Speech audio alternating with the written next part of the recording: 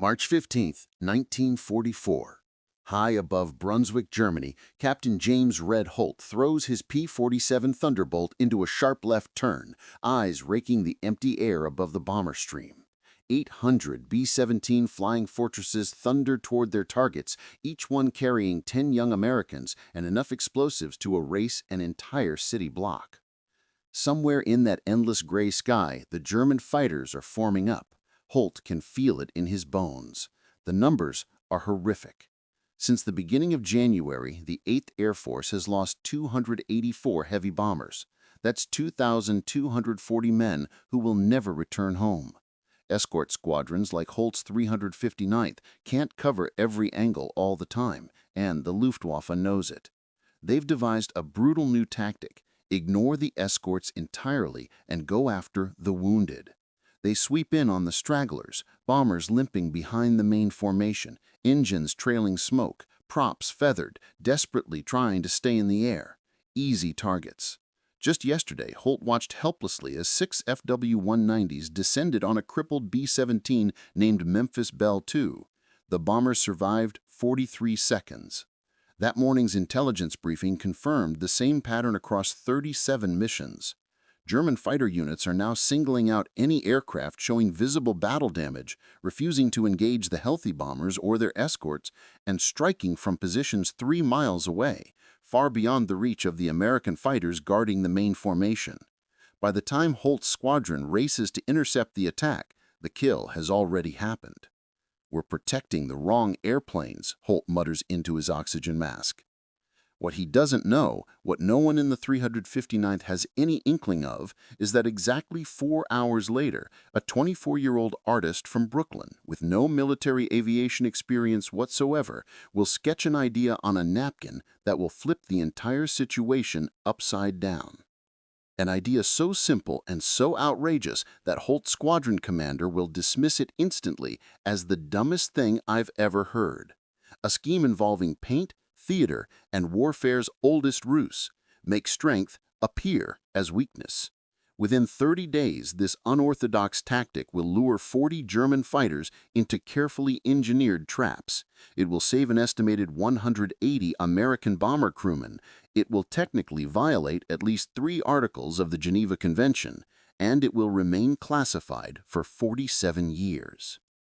This is the story of how one fighter squadron began painting their aircraft to look damaged and turned the hunters into the hunted.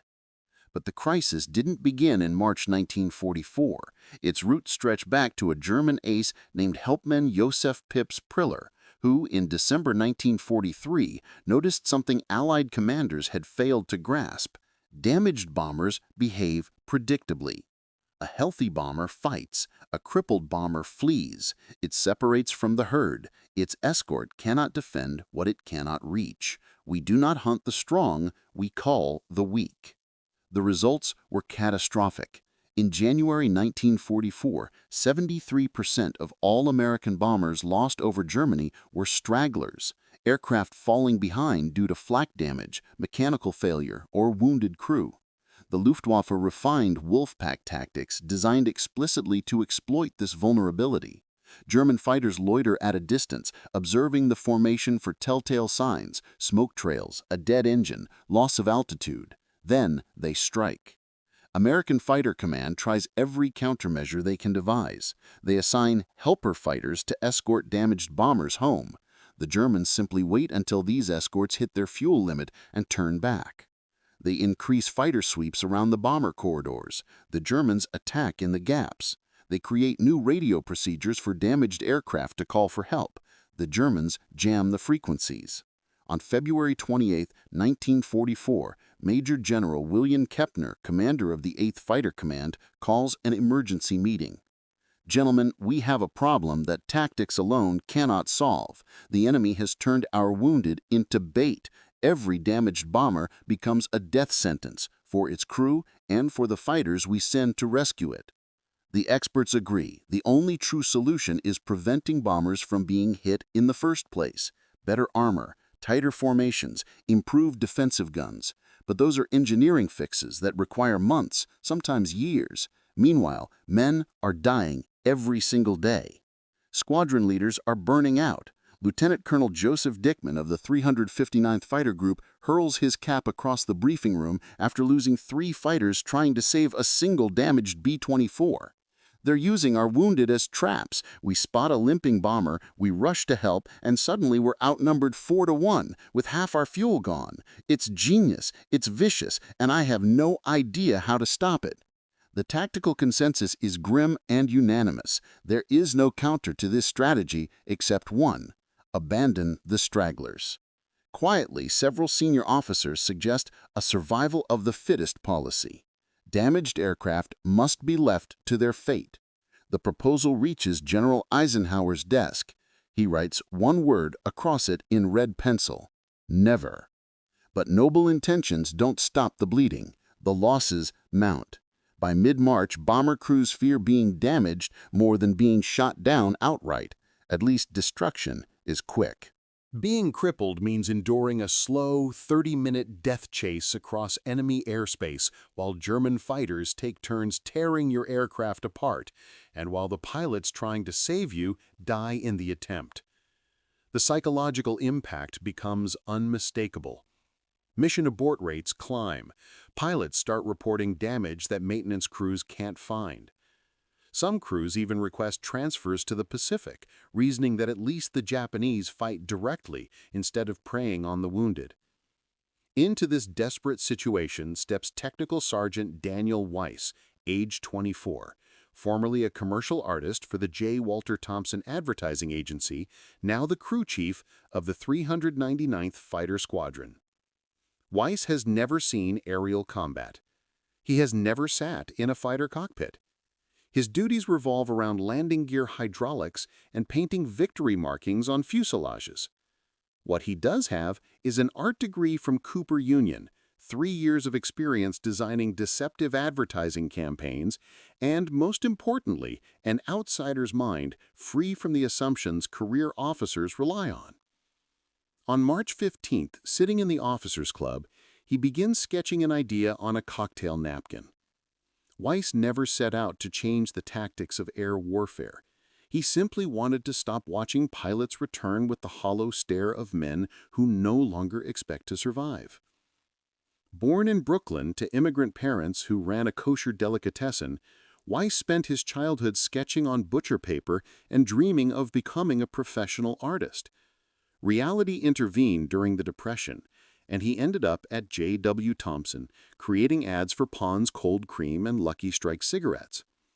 His specialty was making products appear to be something they weren't, turning the ordinary into the extraordinary, manipulating perception. When Pearl Harbor was attacked, Weiss tried to enlist as a pilot.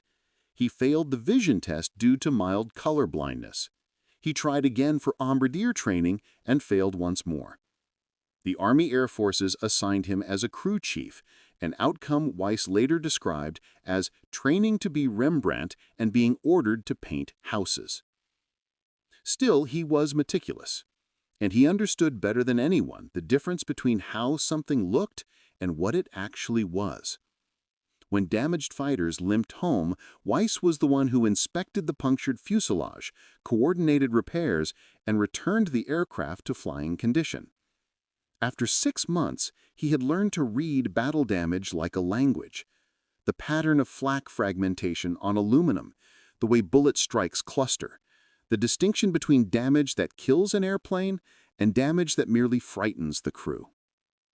On the night of March 15th, Weiss sits at a corner table in the Officers Club, a place technically off-limits to enlisted personnel, but he's tolerated because he's well-liked and because fighters often seek his company when trying to process the day's losses. Captain Holt is already 3 whiskeys in, replaying the B-17 he failed to save. They can smell a wounded aircraft like sharks scenting blood. How do you fight an enemy who won't engage unless he knows he has the advantage? Weiss is only half listening, scribbling absent-mindedly on a napkin, an old nervous habit. He sketches a P-47, then begins adding exaggerated battle damage, smoke trails that don't quite look natural, bullet holes too perfectly spaced. It's a caricature, a theatrical imitation of real harm. Then he freezes mid-stroke. He stares at the napkin, at the fake damage he has drawn. What if we make them think they have the advantage? Weiss murmurs. Holt doesn't hear him. Weiss repeats it louder. Captain, what if we make them think they have the advantage now? Holt looks up, irritated. What the hell are you talking about, Sergeant? He pushes the napkin across the table. Your P-47 flying escort, but painted to look damaged, trailing fake smoke, bullet holes painted on, stage wounds, flying like it's crippled, falling behind the formation, looking weak. Holt's expression shifts. His eyes narrow. That's camouflage in reverse, he says slowly. That's bait. Exactly, Weiss replies. They hunt wounded aircraft, so we give them a wounded aircraft with teeth.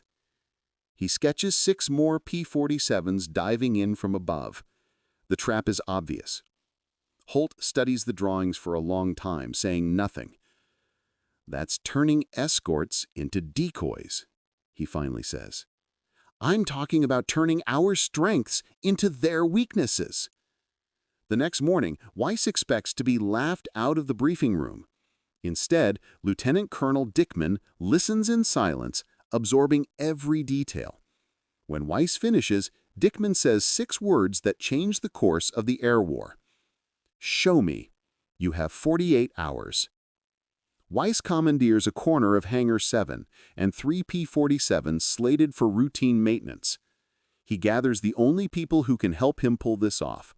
Corporal Tommy Chen, a former Disney animator, Private First Class Marcus White, a stage makeup artist from Harlem, and Staff Sergeant Irene Kowalski of the Women's Army Corps, who grew up working in her father's auto body shop in Detroit. Over the next 2 days, the team creates something that is part art project, part engineering puzzle, and part theatrical illusion. The first problem, painted-on damage will never fool anyone up close. Weiss needs battle scars that hold up from 500 yards away. White proposes using cellulose acetate sheets, clear theater gels, heat-formed and painted to resemble torn aluminum panels, then mounted with quick-release fasteners. From a distance, they look indistinguishable from real combat damage. Up close, the fake panels snap off in seconds. The next problem is smoke. Real engine trouble produces dense black exhaust, but Weiss needs something controllable.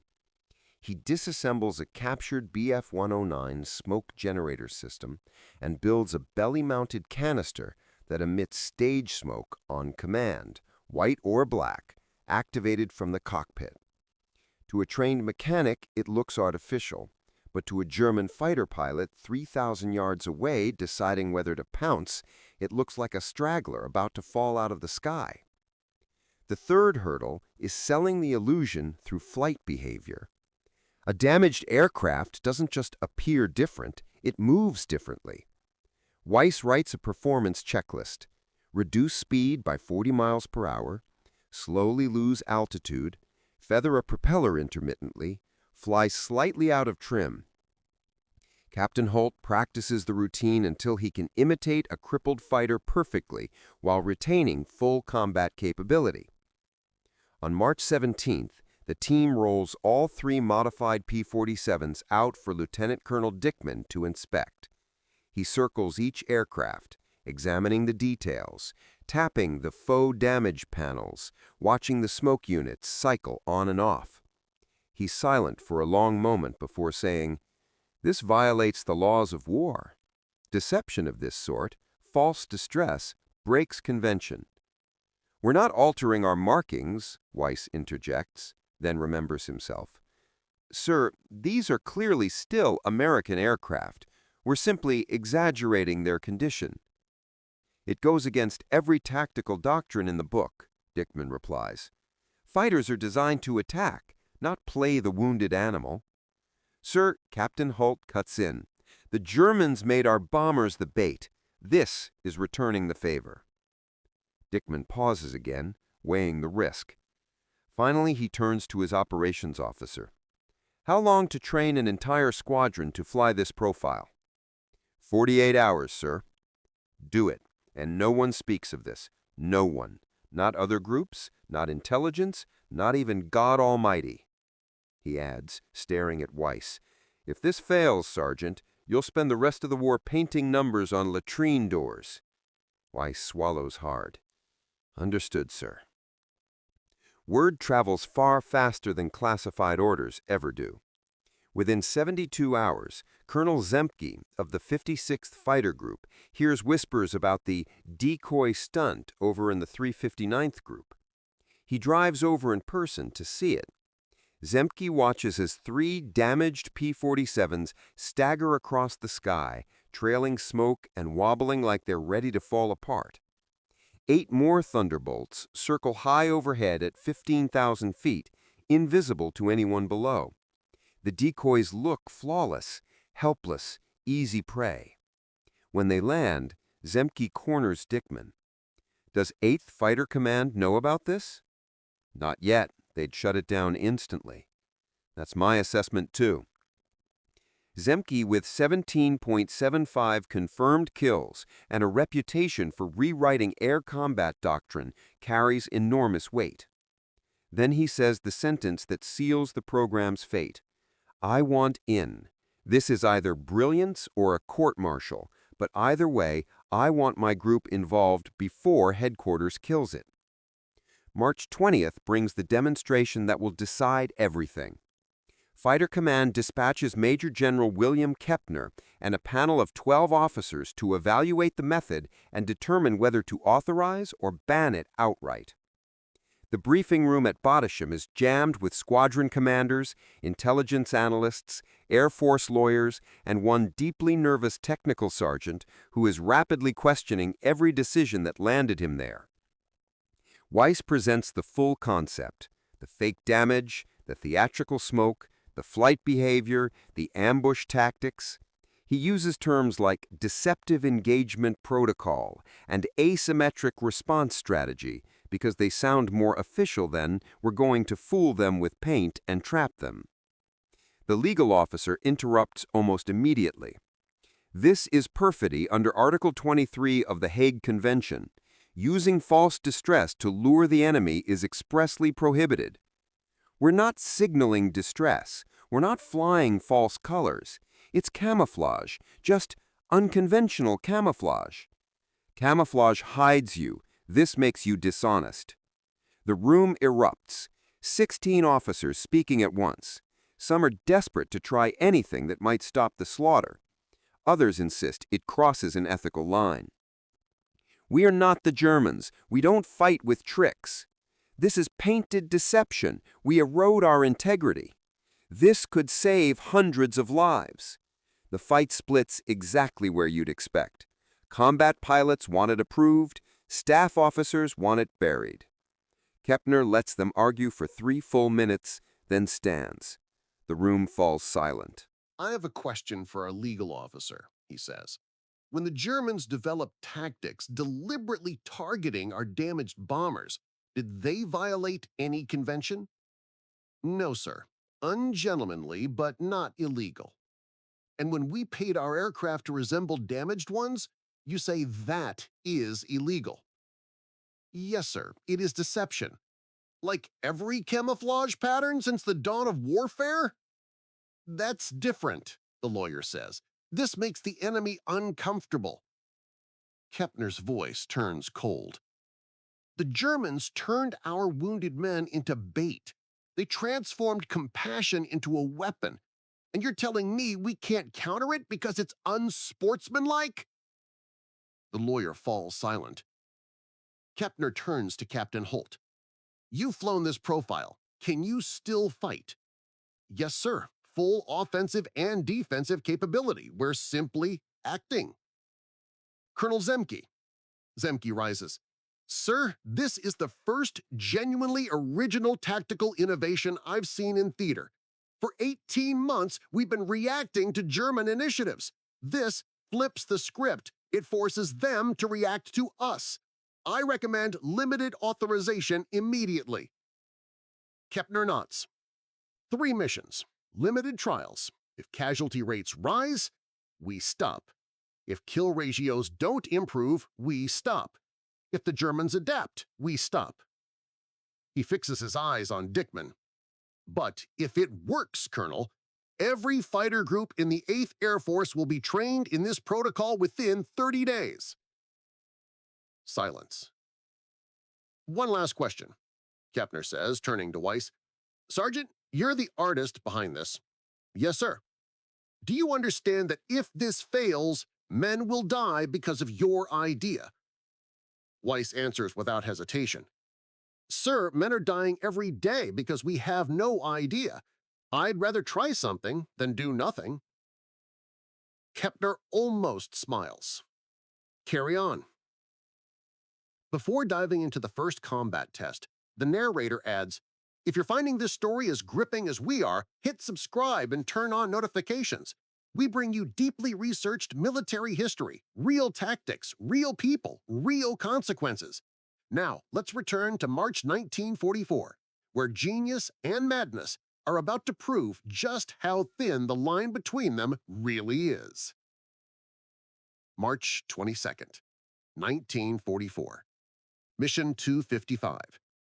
The target, the ball-bearing factories of Schweinfurt. The 359th Fighter Squadron launches 12 P-47 Thunderbolts. 4 are disguised decoys. 8 are hunters. Captain Holt leads the decoy element. His P-47, scarred with painted bullet holes and fitted with smoke generators, slips 2,000 yards behind the bomber stream. He throttles back to 180 miles per hour, dangerously slow for a fighter, but perfect for impersonating a battle-damaged aircraft. He flips the smoke switch. White vapor pours from Holt's engine cowling, visible from miles across the frozen sky. At 24,000 feet, Lieutenant James Fisher circles with the hunter element, watching Holt through binoculars. Even knowing it's an act, Fisher has to admit, Holt looks convincingly crippled.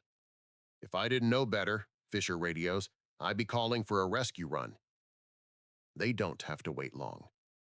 At 13:47 hours, German radar operators at Stade report a damaged American fighter lagging behind the bomber stream and steadily losing altitude.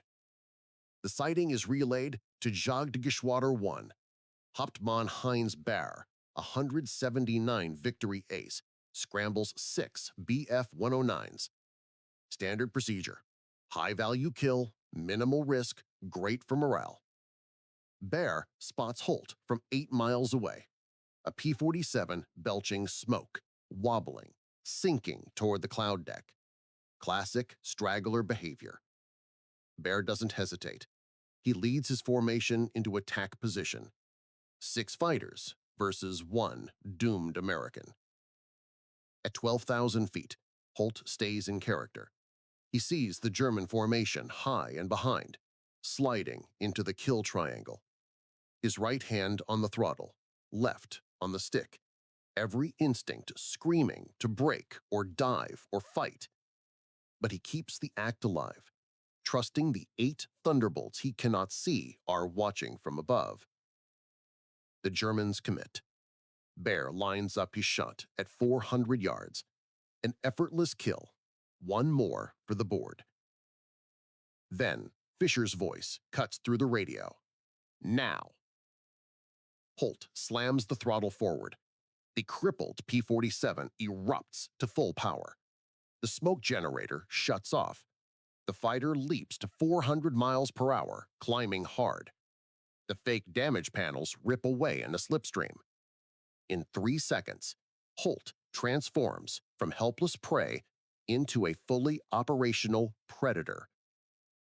The Germans have 1 heartbeat to understand what's happening before 8 P-47s hurtle out of the sun at 450 miles per hour, engines screaming at war emergency power.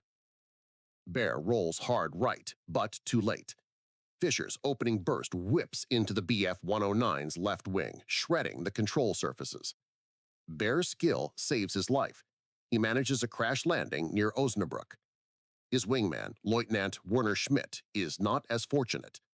Two P-47s bracket him simultaneously. His fighter comes apart in midair. The entire ambush lasts 90 seconds.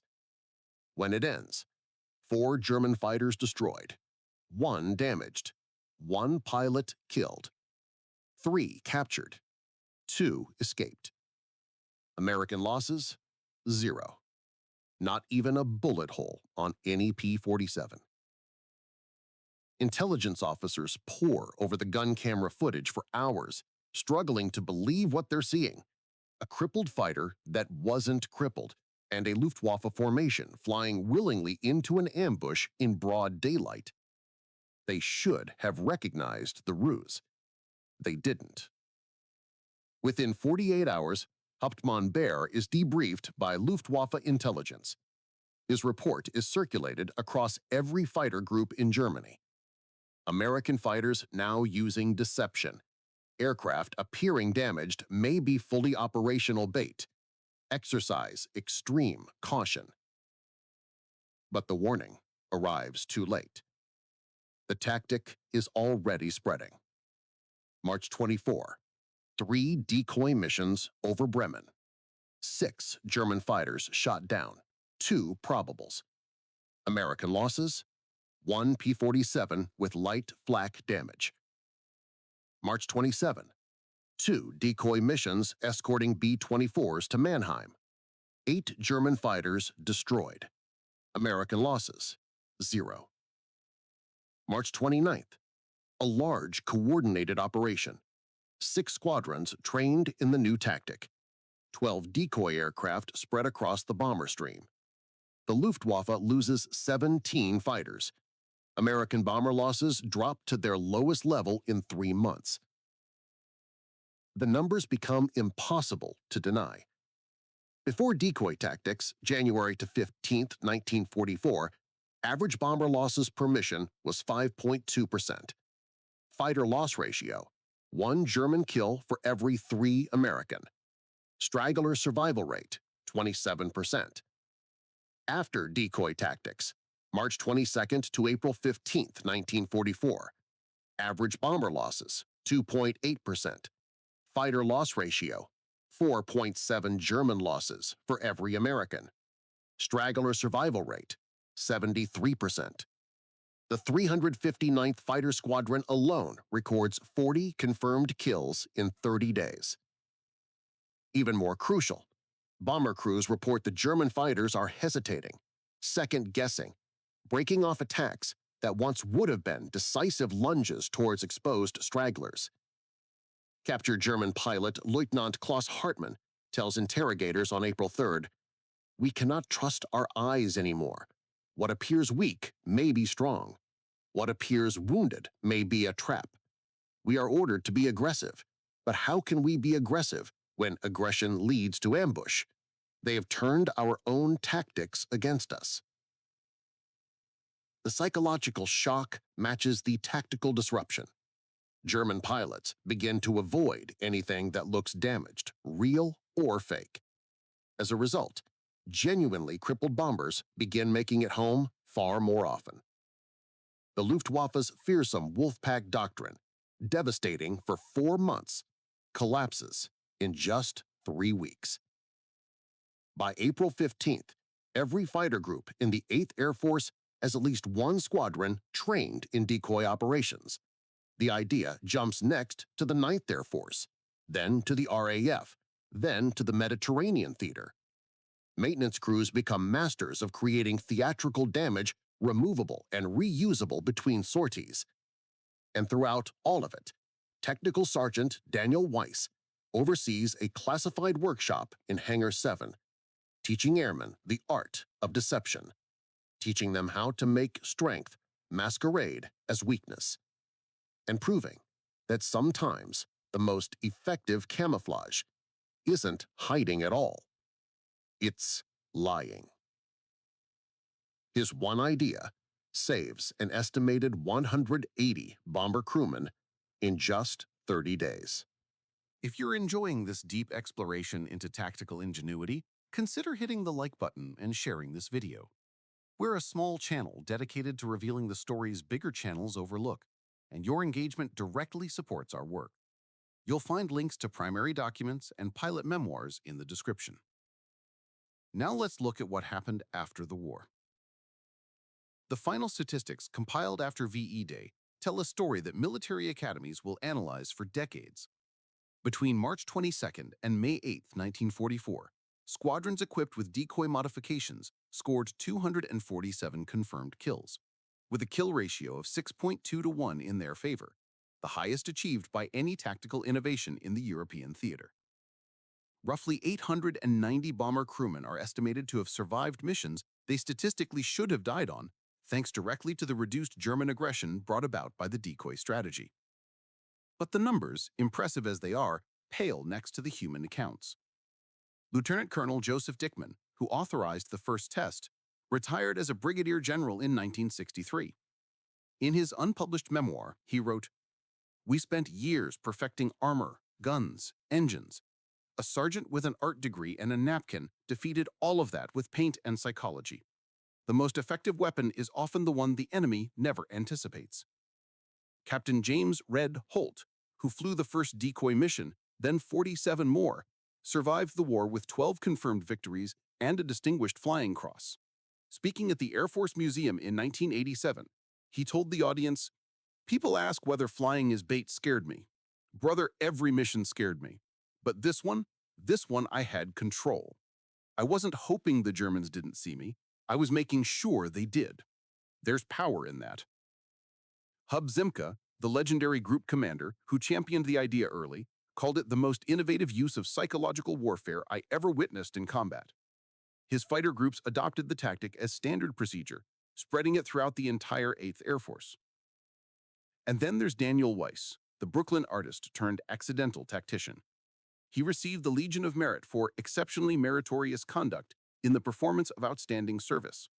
The award citation remained classified until 1991 and described his contribution only as development of advanced camouflage methods. Weiss requested a return to routine crew chief duties and refused officer promotion 3 separate times. After the war, he went back into advertising. He never publicly discussed the decoy program. When a military historian tracked him down in 1989, he granted a brief interview. "I just solved a visual problem," he said. "The Germans were looking for wounded aircraft, so we showed them wounded aircraft. It wasn't genius. It was knowing the difference between what people see and what's actually there. Advertising taught me that. You show people what you want them to notice." When asked if he felt pride in the tactic, he replied, "I'm proud it saved lives. I'm not proud it had to." The entire fake damage program remained classified until 1991. Modern air forces still study it as a textbook example of asymmetric tactical innovation, using deception to force an enemy to change doctrine without needing superior technology. The Israeli Air Force employed similar principles in 1973. The U.S. Navy used deceptive ship profiles during the Gulf War. But perhaps the most powerful legacy comes from a single unexpected source: a letter written in June 1945 by B-17 pilot Lieutenant Robert McIntyre to Daniel Weiss. "Dear Sergeant Weiss, you don't know me and I don't know you. But on April 7, 1944, my bomber took flak over Magdeburg. We lost 2 engines and dropped behind the formation. I called for fighters, expecting none. Instead, 3 P-47s appeared, painted to look as damaged as we were. The Germans attacked. Your fighters were waiting. They downed 4 before the rest fled. All 10 of us made it home. Because of paint. Because of deception. Because someone realized that looking weak while being strong is sometimes the best strength. My fiancé and I are getting married next month. We'll have children. They'll have children. All because you saw camouflage differently. Thank you, Lieutenant Robert McIntyre, 381st Bombardment Group." Innovation in warfare rarely comes from those expected to innovate. It arises from outsiders who view the problem unburdened by tradition.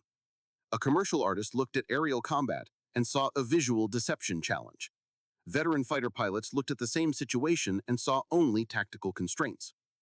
Daniel Weiss's brilliance wasn't technological, It was perceptual. He understood that war is shaped as much by what the enemy believes as by what truly exists. The Germans believed damaged aircraft were easy prey. Weiss transformed that belief into their downfall. The lesson outlives the war. In any conflict, the side that controls perception controls the battlefield. The strongest position isn't always appearing strong. Sometimes it's convincing the enemy you're weak, right up until the instant you strike. 40 German fighters fell for painted wounds and staged smote in a single month. They fell because they trusted their eyes. And someone understood that trust could be weaponized. That isn't just tactical innovation. It is the deepest truth of conflict. The most dangerous enemy is the one you underestimate. And sometimes the most powerful weapon is a sketch on a napkin drawn by someone no one expected to change the war.